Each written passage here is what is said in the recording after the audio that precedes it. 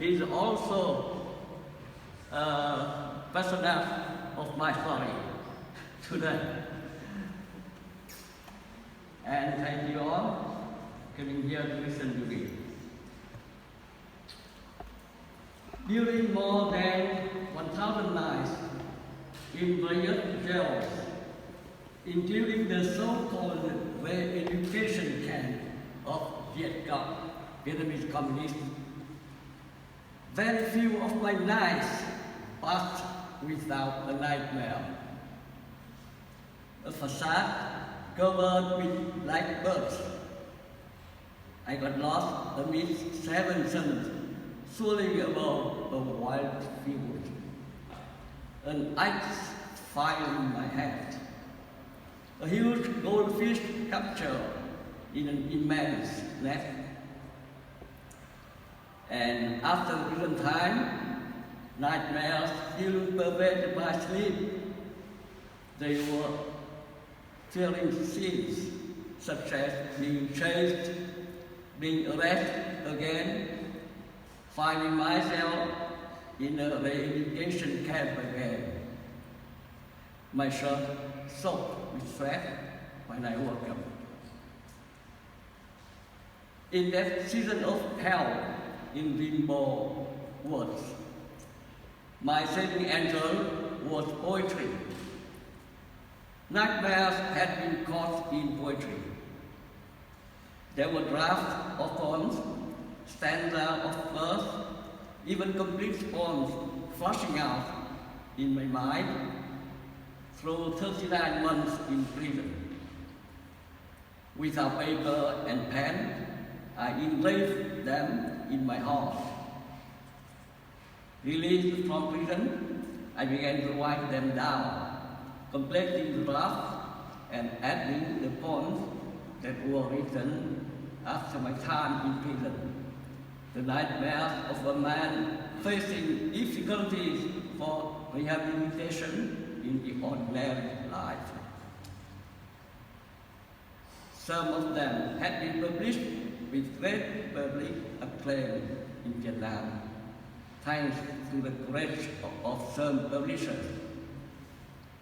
Their translations were welcome in France and the US, but the total manuscript of Nightmares with 30 poems had been rejected many times by Vietnamese publishers and had a sole chance to publish them online on the website Sao Roque, run by some Vietnamese writers and intellectuals living in Germany.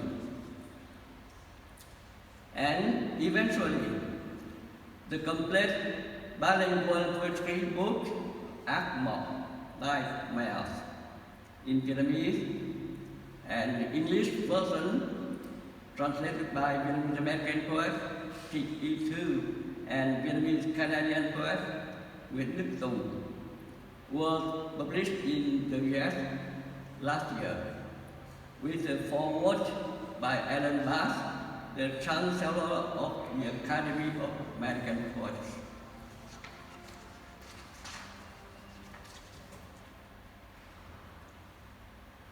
You see the cover of the book. I would again have brought some books here. The book can be seen as a diary in the form of verses in such a way that it truthfully recreates the scenes of the real hell, the states of the mind of the prisoner, his feelings of depression, panic, desperation. And I'm a prisoner without trial, so I have no idea the term of my incarceration. How many years, I don't know. But there were also warming moments, from the love for family through a dream of reunion, from the love for the country imported sail in the wings of fragile paper. From the love of humanity in the song of an inhuman gentleman.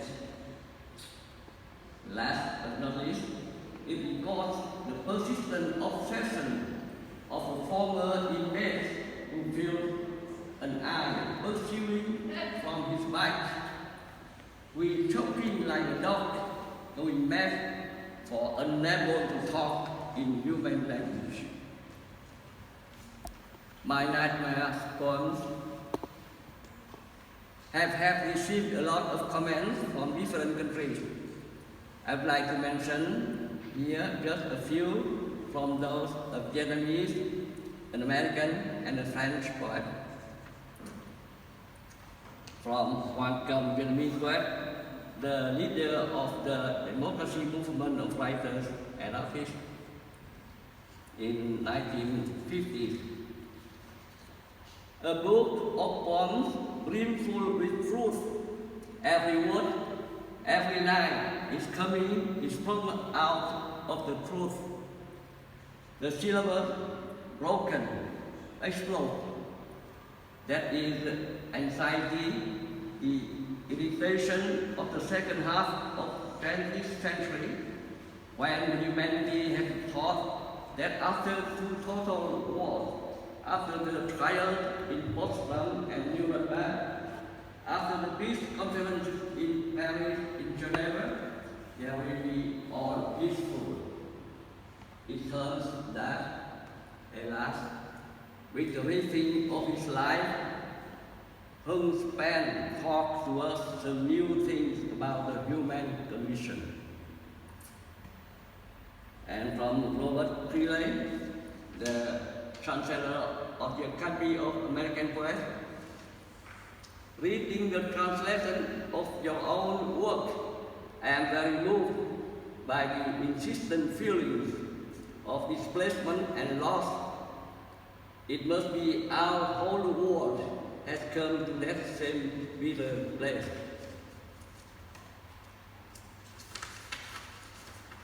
From Marie Etienne, a French poet, editor of the journal Aujourd'hui Poème.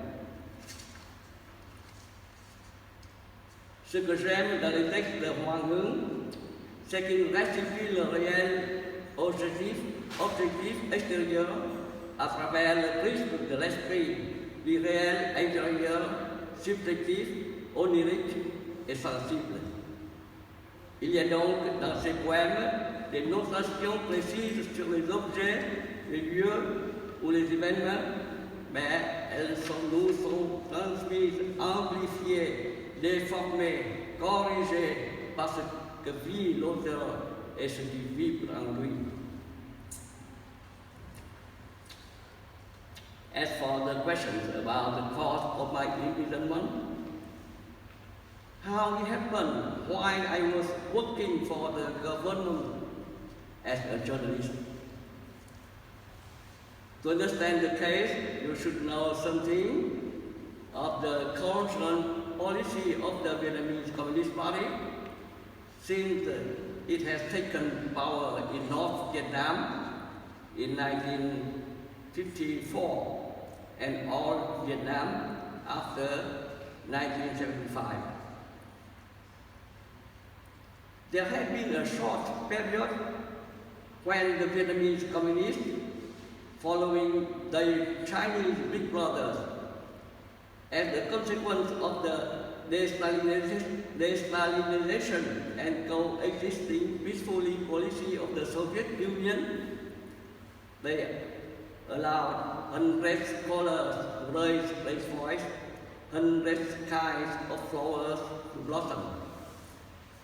But very quickly, always following the Chinese, the Vietnamese communists gave up their open policy and returned to repression, beginning with the trial of the group Humanism Better Left Nhân Văn Lai Phật, who were asking for some freedom of art creation and freedom of civic expression. Then, absolute imposing of Marxist-Leninist ideology in the whole social life. That was in fact the establishing of Stalinist Maoist totalitarianism.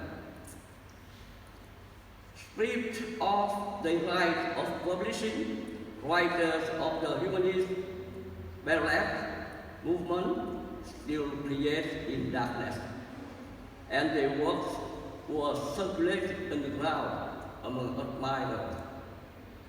Hoang Hưng was the most beloved among them. A poetry manuscript of him went from hand to hand during more than 20 years, from 1960 to 1982. When some Vietnamese who had lived overseas were allowed to visit their homeland, they brought some poems of Hoang Hưng out of the country and published them in France. The fight made Vietnam totally angry, and the secret net was spread around Hoang Hưng home. And the professor and writer whom that I have mentioned before, he was the man who came from Canada and want to bring the manuscript of Hoang Hưng outside the country. So that is the first cause of my imprisonment. And I had unfortunately fallen in the net when coming to ask Hoang Hưng for a handwriting copy. I was then arrested and accused of circulating a counter-revolutionary literary work.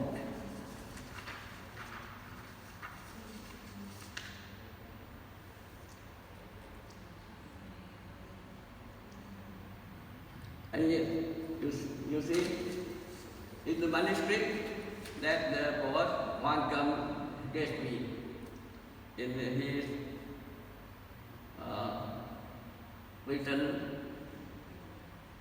the page 1 of the manuscript về Kinh Bắc, back to Kinh Bắc, a poetry of Hoang Hưng, 1960, and copied to Hoang Hưng for the future of art. It's the manuscript that gave me the imprisonment.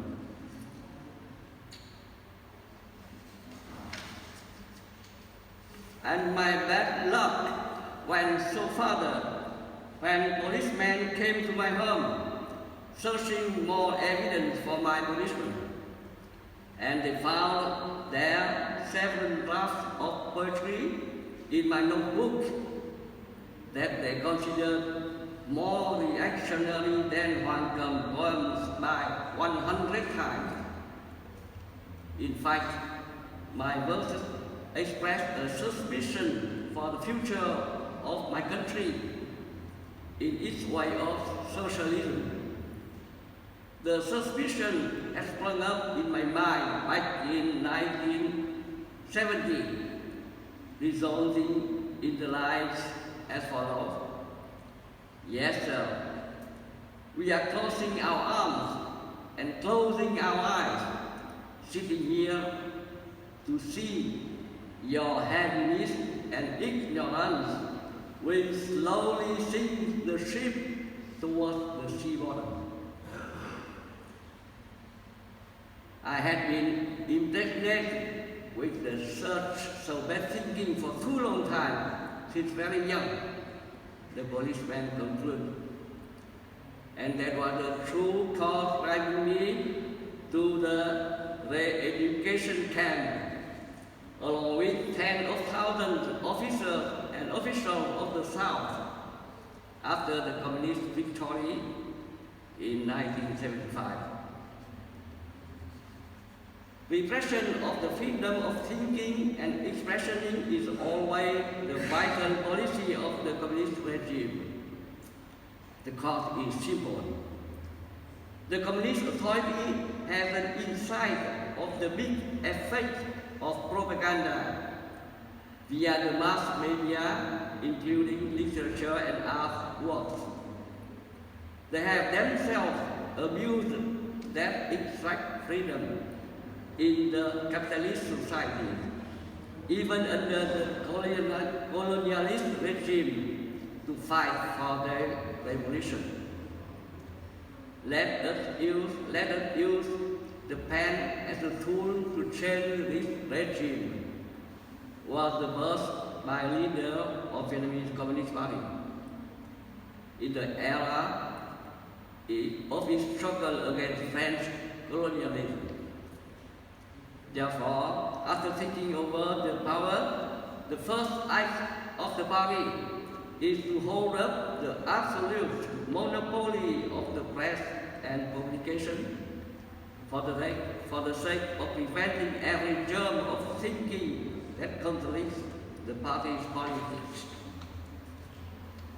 In Vietnam, sensational triumphs of literature and arts have been planned and realized willingly to discourage any smallest idea of opposition. Those were the triumphs of humanism and ballet press, that of yellow music for the singers of low songs considered weakening the revolutionary spirit of the population, and that of Hoang Hưng poems. That was my case. Since the internet became the powerful media for viral ideas of freedom, Vietnam has known hundreds of arrests and given heavy sentences to the online voice of democracy. And last year, they promulgated the law of internet security to legalize its repression of liberal bloggers and Facebookers. All in all, the result is a rebooting over the whole society. Many found himself or herself a preparatory prisoner, as expressed in a verse of a poet who is considered pretty loyal to the party. All of us are awaiting for being arrested. But in such circumstances, in more than half century, Vietnamese writers gave birth of several works of prison and post-prison experience. To cite some famous work,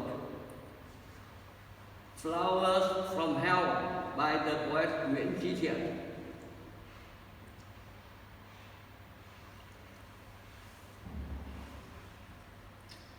Written of his first imprisonment, his attempt to bring the manuscript into the British embassy gave him the second time of prison term, and eventually a lifetime exile in the US.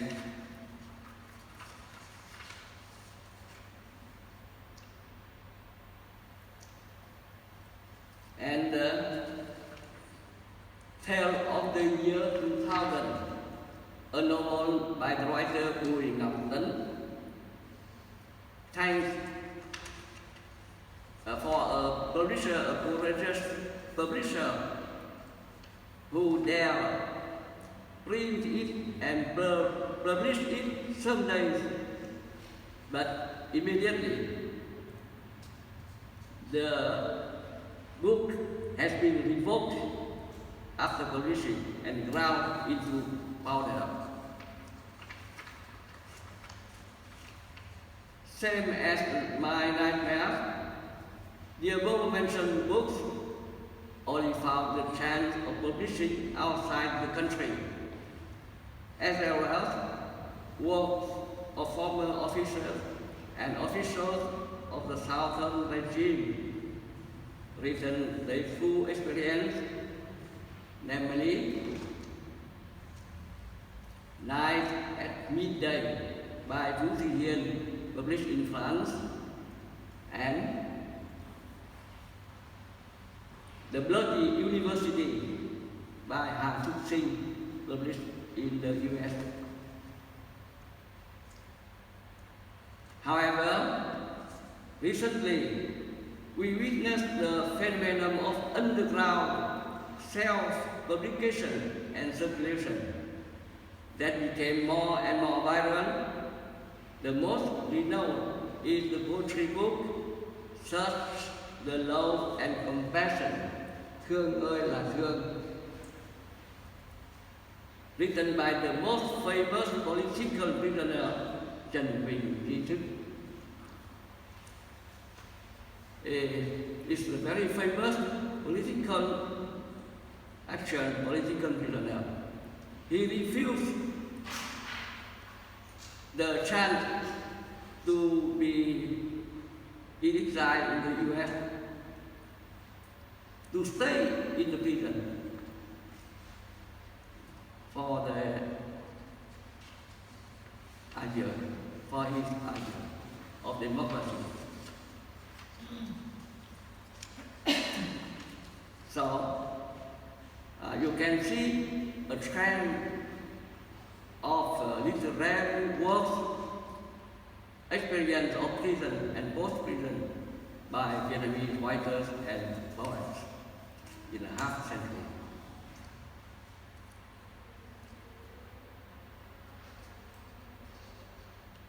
Today, I am so happy to have an opportunity to talk about my nightmare poems. But I would like to say that my nightmares are just a very small part of the whole colossal nightmare of the Vietnamese people that lasts for more than a century. For the slave condition in French colonialism, to prisoners of the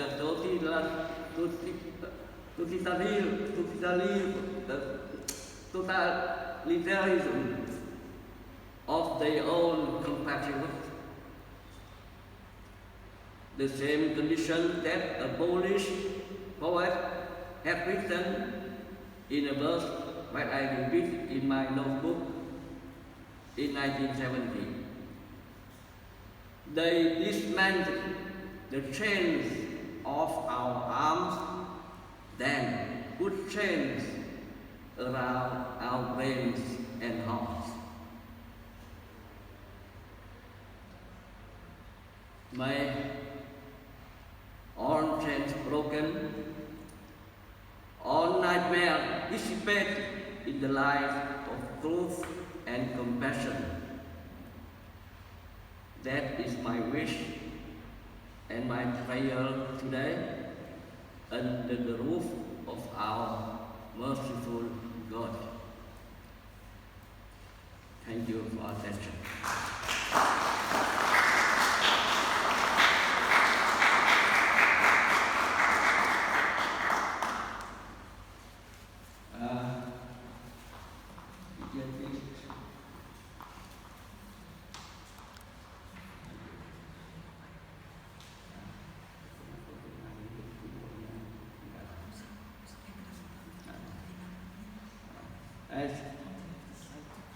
It's the book last year I have published in America.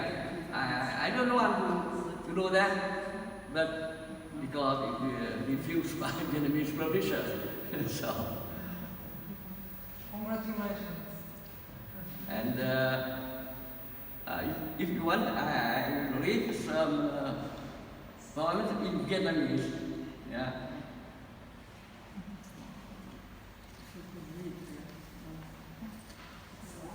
And one running in the prison, in the cell.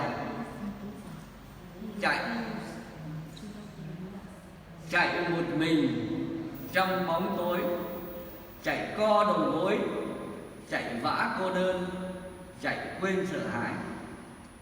Mồ hôi mặt rít qua kẽ răng.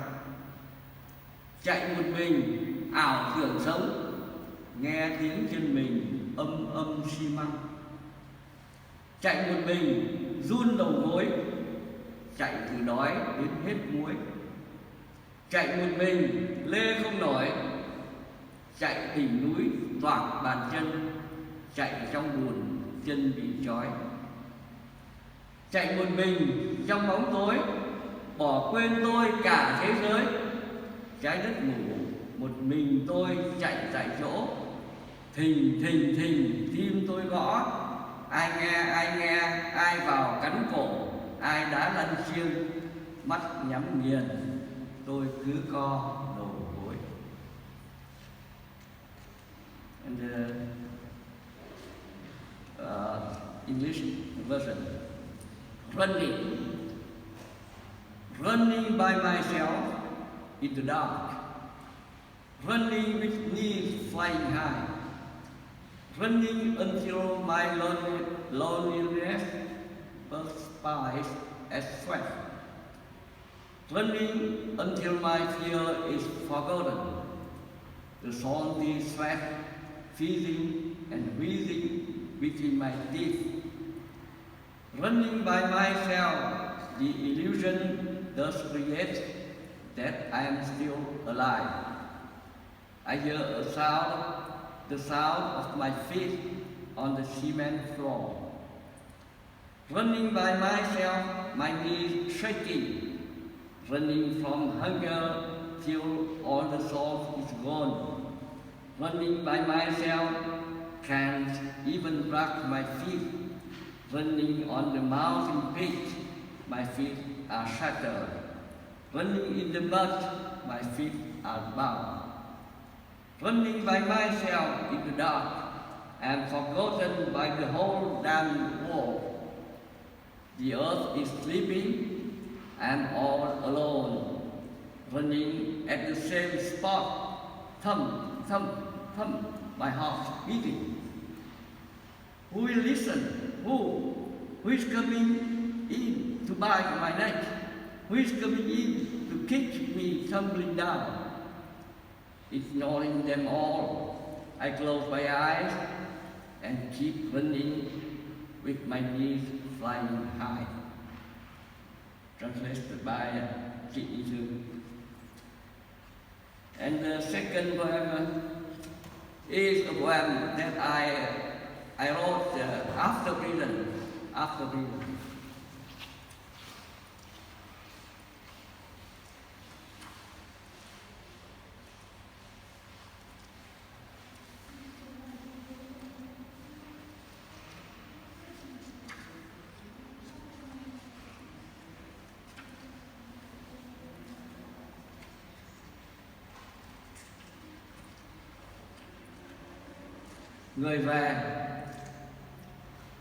Người về từ cõi ấy, vợ khóc một đêm, con lạ một ngày. Người về từ cõi ấy, bước vào cửa, người quen tái mặt. Người về từ cõi ấy, giữa phố đông nhồn nhột sau gáy. Một năm sau còn nghẹn giữa cuộc vui, 2 năm còn mộng thoát mồ hôi, 3 năm còn nhớ một con thạch thùng, 10 năm còn quen ngồi một mình trong tối. Một hôm có kẻ nhìn chân chối, một đêm có tiếng bâng quơ hỏi, giật mình một cái vỗ vai. In English version. The man who came back, he who came back from that place, found his wife weeping one night, his child a stranger one day. He who came back from that place stepped through the door, his friends blanching at his side. He who came back from that place stood in the heart of the city, feeling a chicken on the nape of his neck. A year later, he still chokes up in the midst of a party. 2 years later, he still wakes up sweating from nightmares. 3 years later, the memory of the white lizard still remains. 10 years later, he continues the habit of sitting alone in the dark. There are days when someone stares at him. There are nights when fluttering voices question him. A pat on the shoulder startles him. Translated by Benedictum. Thank you.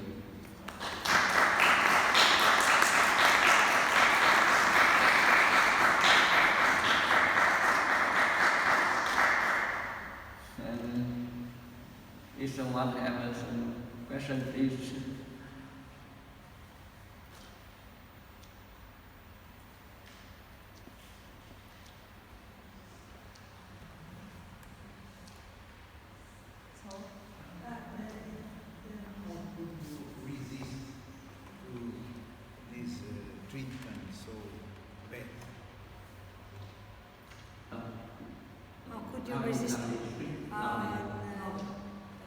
How could you resist to this so bad treatment? As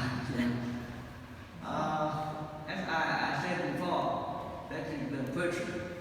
The poetry said to me, if without poetry I can become crazy. It's a truth. And every day I wrote the poem in my mind, and I talk to myself alone in the cell. So, as I said, poetry is my guardian angel, my saving angel.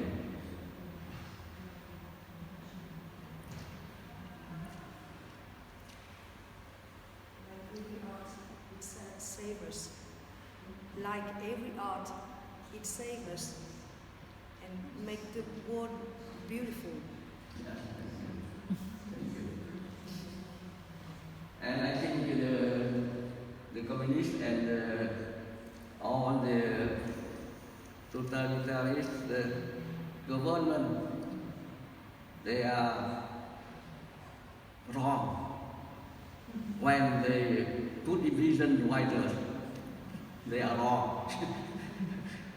If the writers are not that in prison, they will create the artwork of experience, prison experience, and so it's not good for the government at all.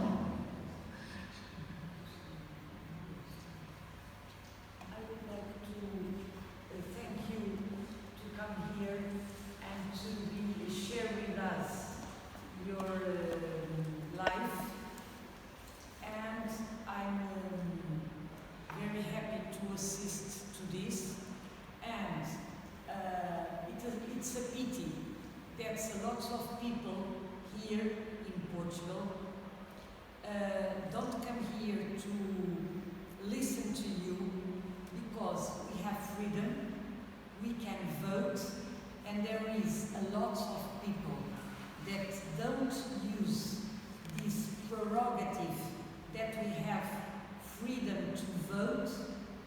They don't use it. Thank you very much. Thank you. I think the sermon of mine are translated in Portuguese, but yeah, this is the book. Yeah, we have it. They are translated. Yeah, there are some of your poems here. That's here. but it's distributed. Yeah, we have already.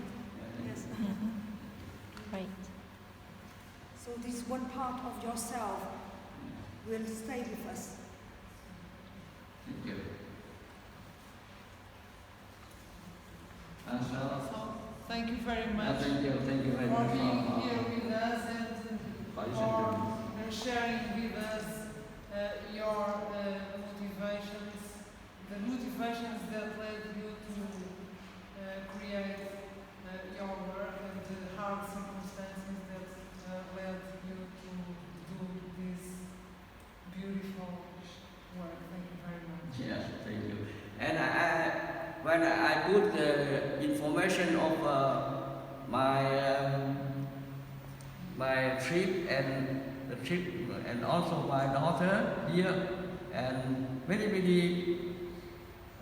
congratulations to us, and they said you are very happy, and maybe the God bless you, because after a life of many pains, now the God gave you the happiness of being with your daughter here, and it's thanks to the Santa Casa, and thanks to the Nam Home, to give us this very happy chance. Thank you so much.